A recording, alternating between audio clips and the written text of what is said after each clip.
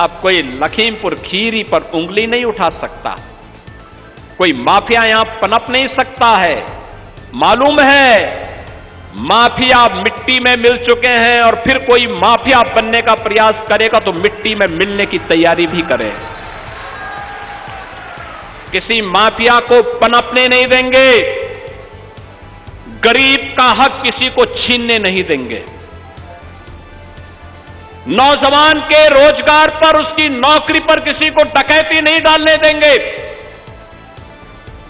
हर दलित, हर वंचित को सम्मान दिलवाएंगे। और इसलिए हमारी सरकार ने तय किया है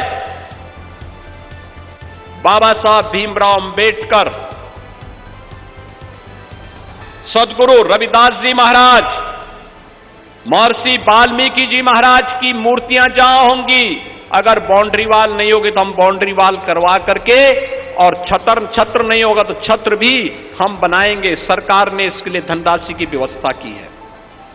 सामाजिक न्याय के जितने भी ऐसे पुरोधा हैं, आज ज्योतिबा फुले जी की पावन जयंती है।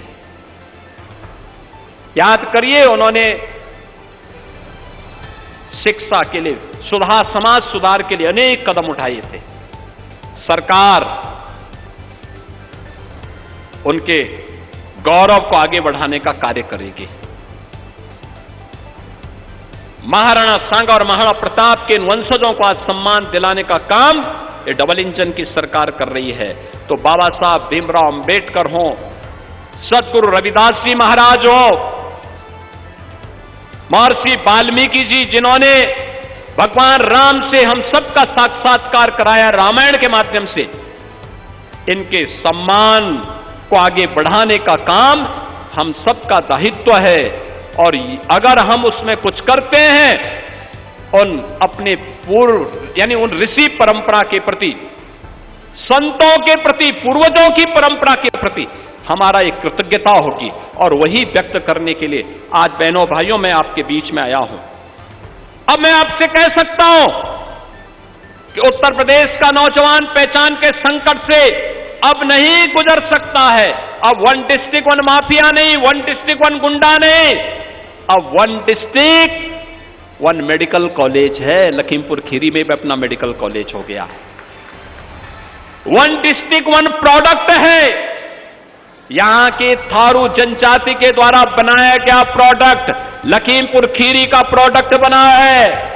और अभी हम आ रहे हैं 1 डिस्ट्रिक्ट 1 कुजीन में, यानी एक जिला एक व्यंजन में भी आ रहे हैं। कौन अच्छा व्यंजन तैयार करवाता है, फिर उसकी हम खूब ब्रांडिंग करेंगे और फिर उसको वैश्विक मान्यता भी दिलवाएंगे।